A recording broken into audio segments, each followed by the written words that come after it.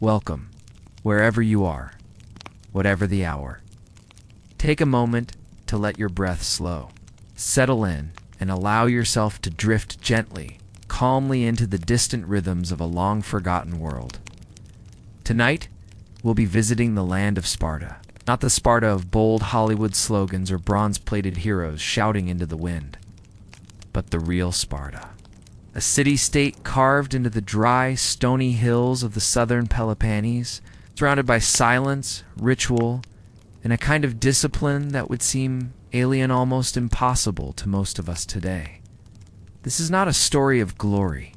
It is a story of structure, of silence, of suffering, and of survival. Over the next 2 hours, we will explore what life was truly like within the rigid bones of Spartan society.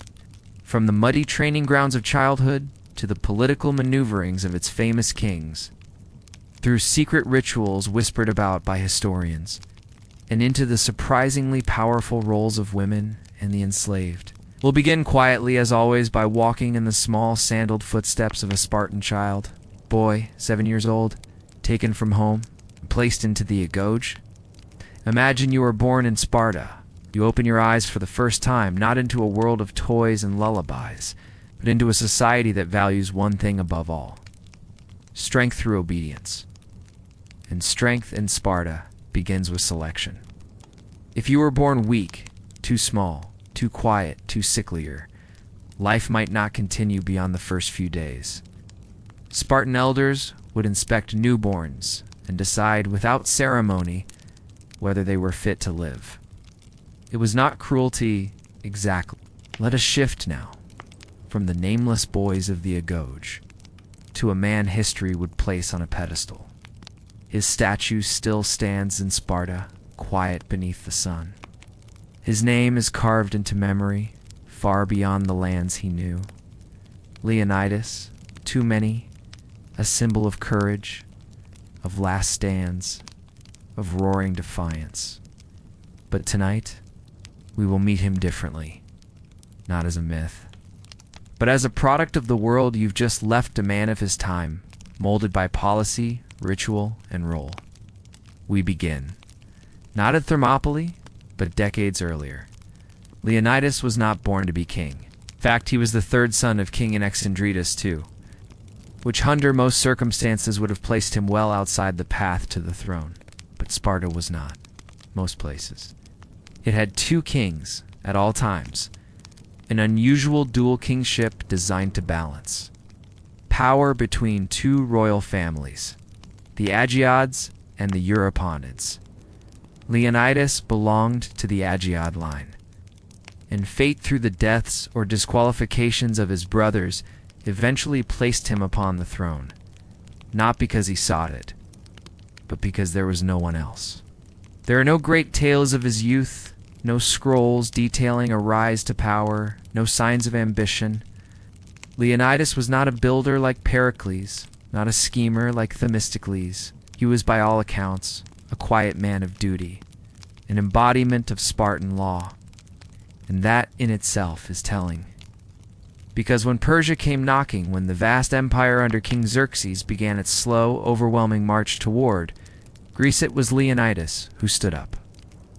Not with speeches, Act with poetry, but with a quiet, logistical resistance. Mata, you must understand, was reluctant to act. The Olympic Games were underway, and the festival of Carneia sacred to the Spartans for bad military campaigns during that time. Tradition reigned. Lede meant doom. So Leonidas acted. He chose 300 men, his personal guard. But this was not a dramatic handpick of elite warriors, as later stories would suggest. His selection had rules. The men had to have living sons. He chose fathers, chose men with heirs, because he did not expect them to return. They marched slowly up through the Greek mainland, joining a small allied force of Thespians, Thebans, and others no more than 7,000 in all. They took up position at Thermopylae, Hotgatsa, narrow pass between the mountains and the sea, where the massive Persian army would be bottlenecked. It was a strategy of time, a strategy of delay, Leonidas was not aiming for victory. He was buying Greece a few days. He was holding the line. The Spartans built a wall from rubble, watched the tides, and waited. And when the Persians arrived, hundreds of thousands strong, by some ancient accounts, though likely fewer, they were surprised to find resistance. And not just resistance, but ritual calm. The Spartans were combing their hair. They were oiling their bodies, preparing for death. The battle stretched across 3 days. By day, the narrow pass did its job. The Greeks held firm. Persian casualties grew, but betrayal came. A local named Ephialtes revealed a secret path through the mountains, a goat trail that would allow the Persians to flank the defenders. Leonidas knew what it meant. He dismissed most of the allied troops and remained with his 300 Spartans, and a few hundred Thespians and Thebans who chose to stay. They died the next morning, outnumbered, encircled, and yet they fought calmly. Leonidas fell. His body was seized, mutilated by the Persians, displayed an act of fury from Xerxes, who had not expected such defiance. It was not a glorious death.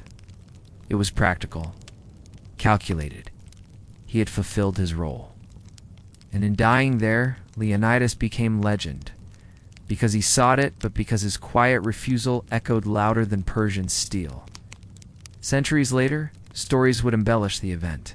They would add dialogue, exaggerate numbers, invent final speeches. But none of that is needed. The truth is quiet enough. Leonidas was a man of duty, a man trained by the same agoge you've just lived through. And when his moment came not of his choosing, he did not retreat.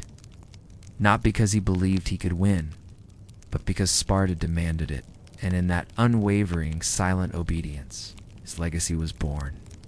Now let us leave the battlefield. Let us leave the throne and step into the shadows, where young Spartan men trained ruthless and unseen were sent into the night, to stalk, to kill, and to keep order in a world that demanded silence. Now imagine this. The sun has long dipped behind the Tagados Mountains. The fields are quiet, the markets empty. Sparta rests under its familiar darkness, with only the distant barking of dogs and the crackle of distant hearths breaking the stillness. But not everyone sleeps. Out beyond the town walls in the countryside where the helots toil, shadows move.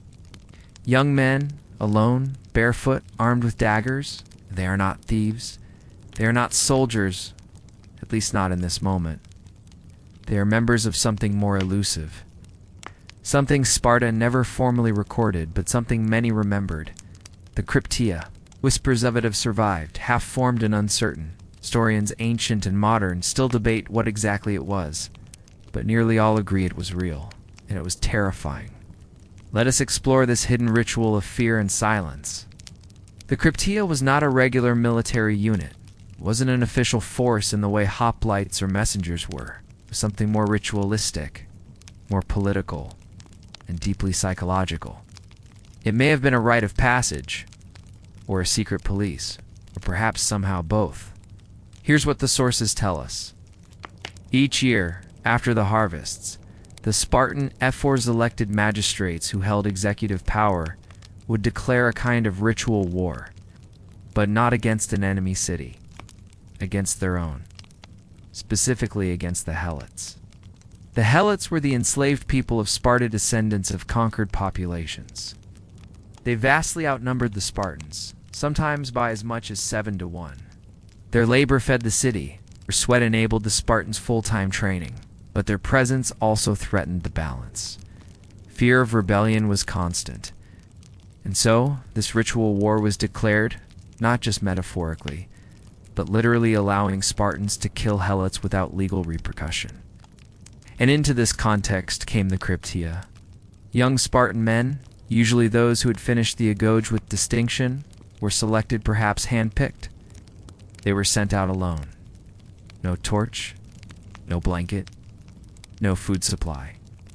By day, they would hide lying motionless in ditches, in thickets, in shadows. By night, they would emerge, to observe, to terrify, to kill. Targets were often chosen carefully, those helots who seemed especially strong, outspoken, or potentially rebellious. The goal wasn't conquest, it was control. Terror as policy. Maintaining order not through governance, but through an invisible threat, always lurking. No one knew when the Cryptia would come, and that perhaps was the point. The silence of the program was part of its design. There were no parades, no recognition. Those who participated were not honored publicly. In fact, if they were seen, they had failed. Some accounts suggest this was a test of cunning and endurance, proving that a young Spartan could live by his wits, move undetected, and enforce the state's quiet will. Other accounts, however, imply something darker. A systematic suppression of the helots, an institutionalized culture of fear. One historian, Plutarch, who wrote centuries later, tells of Spartan youth using the Cryptia to practice cruelty. But others, like Plato, described it more as an intelligence service tasked with surveillance. So which was it? A rite of passage, a secret police, a myth made larger by time, or all of the above? No written orders survive, no official rosters. The Cryptia left no monuments, no statues, no scrolls, only echoes.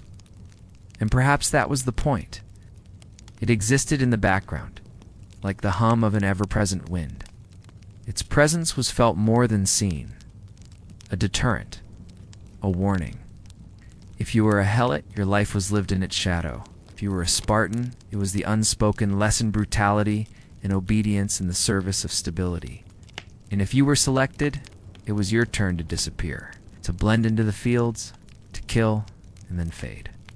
Now, step back from the darkness. Step away from the chill of that invisible war. Turn your attention to the other half of Spartan society, the ones who walked freely during the day, who owned land, made decisions, and, uniquely among the ancient world, sometimes did so, wearing a veil of power few women ever held. Let us explore the women of Sparta, the helots who fed the machine, and the quiet luxuries of a society famous for austerity. Now, take a deep breath. The shadows of the Cryptia settle behind you like smoke dissolving into dawn. Because while the warriors trained and the helots toiled, another world quietly operated within Sparta. A world not of daggers and fields, but of veils, land deeds, whispered alliances, and silent power.